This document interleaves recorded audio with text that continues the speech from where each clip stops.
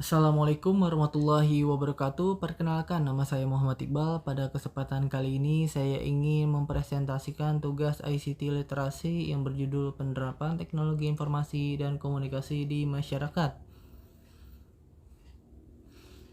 Pada bab 1 ialah pendahuluan, meliputi latar belakang, batasan masalah, rumusan masalah, tujuan serta manfaat. Pada bab 2 yaitu pembahasan, yaitu meliputi pengertian teknologi informasi dan komunikasi, manfaat teknologi informasi dan komunikasi dalam kehidupan sehari-hari, serta penerapan teknologi informasi dan komunikasi di masyarakat. Lalu yang terakhir ialah penutup bab 3, meliputi kesimpulan serta saran. Pada pendahuluan, teknologi informasi dan komunikasi yang berkembang begitu cepat secara langsung berdampak kompleks pada manusia.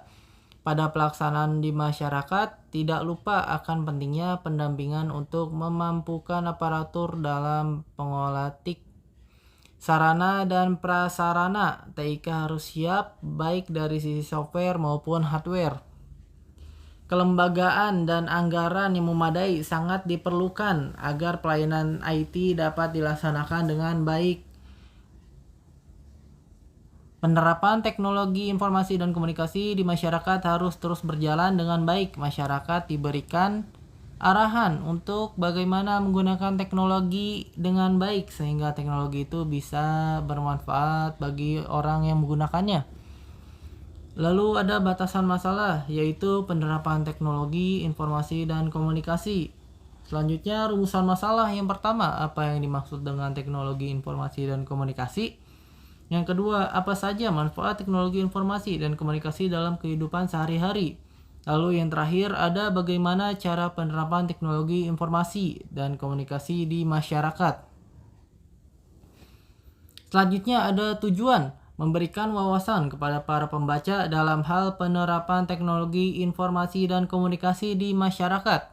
Lalu ada manfaat sebagai referensi bagi para pembaca, khususnya masyarakat, untuk penerapan teknologi informasi dan komunikasi dalam kehidupan sehari-hari.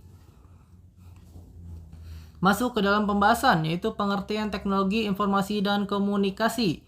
TIK merupakan sebuah proses dalam menyampaikan suatu informasi. Informasi akan disampaikan melalui beberapa pengolahan data. Pengolahan data tersebut akan melibatkan pengiriman dan penerimaan informasi menggunakan berbagai simbol tertentu. TIK adalah wujud dari suatu sistem yang bertujuan untuk memudahkan pekerjaan manusia. TIK akan mengikuti kemajuan perkembangan dari teknologi dunia maupun beberapa pengertian TIK menurut beberapa ahli. Di antaranya sebagai berikut. Yang pertama ada dari Kamus Oxford dari tahun 1995. Pengertian TIK adalah sebuah studi atau penggunaan peralatan elektronika terutama komputer yang digunakan untuk beberapa hal. Informasi yang diolah bisa mengenai apa saja, termasuk kata-kata, angka, atau bilangan dan gambar-gambar. Lalu yang kedua ada dari Williams dan Sawyer pada tahun 2003. Pengertian TIK adalah suatu pengembangan teknologi. Pengembangan tersebut merupakan penggabungan dari adanya beberapa komputer dilakukan melalui jalur komunikasi yang memiliki kecepatan relatif tinggi. Hal itu membuatnya mampu membawa beragam data dan video. Lalu yang ketiga ada Eric Dyson. Pengertian TIK adalah sebuah solusi bagi manusia. TIK bisa digunakan sebagai alat dalam pemenuhan kebutuhan manusia, seperti dalam pengambilan, pengolah, memproses, serta memindahkan berbagai data informasi. Hal itu dapat dilakukan dalam konteks sosial yang menguntungkan beberapa pihak yang ternyata bersangkutan. Lalu yang keempat ada Heck and Kin pada tahun 1996. Pengertian TIK adalah seperangkat alat yang membantu manusia bekerja. Dalam hal ini, pekerjaan manusia akan dibantu dengan informasi, serta dalam hal ini pekerjaan manusia serta melakukan tugas-tugas yang berhubungan dengan prosesan informasi. Lalu yang kelima ada dari Puskur Dinas Indonesia. Pengertian TIK adalah suatu bentuk yang tidak bisa dipisahkan serta memiliki kandungan makna yang luas mengenai semua kegiatan. Kegiatan yang dimaksud adalah yang dikaitkan dengan seluruh kegiatan pemrosesan. Manipulasi pengelolaan dan saat transfer atau memindahkan informasi dari suatu media ke media lain.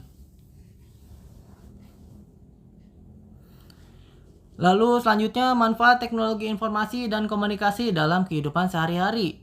Menurut Siahaan pada 2014 menyatakan bahwa jika pada awalnya masyarakat hanya dapat mengakses internet secara terbatas melalui warung internet atau warnet, maka yang terjadi sekarang adalah sudah semakin banyak anggota masyarakat, terutama mahasiswa dan siswa yang mengakses internet.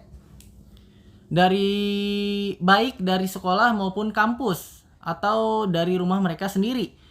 Masyarakat sudah mulai memanfaatkan kemajuan teknologi informasi dan komunikasi untuk memenuhi berbagai kebutuhan hidup sehari-hari.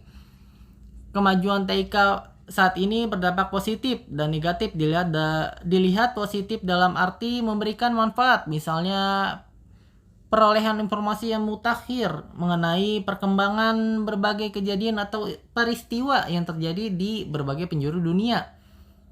Di samping peningkatan akumulasi pengetahuan dan perluasan wawasan, sebaliknya juga dapat terjadi bahwa kemajuan TIK tidak berfungsi positif, tetapi negatif, karena tidak dimanfaatkan secara baik dan bertanggung jawab. Oleh sebab itu, kemajuan TIK dapat dikatakan akan berfungsi positif dan negatif tergantung pada manusia yang memanfaatkan TIK itu sendiri. Lalu selanjutnya ada penerapan teknologi informasi dan komunikasi di masyarakat. Terdapat 2 tahapan dalam proses penerapan teknologi komunikasi. Yang pertama ada inisiasi, usaha untuk mengumpulkan informasi tentang teknologi komunikasi, memahami dengan seksama dan merencanakannya untuk mengadopsinya.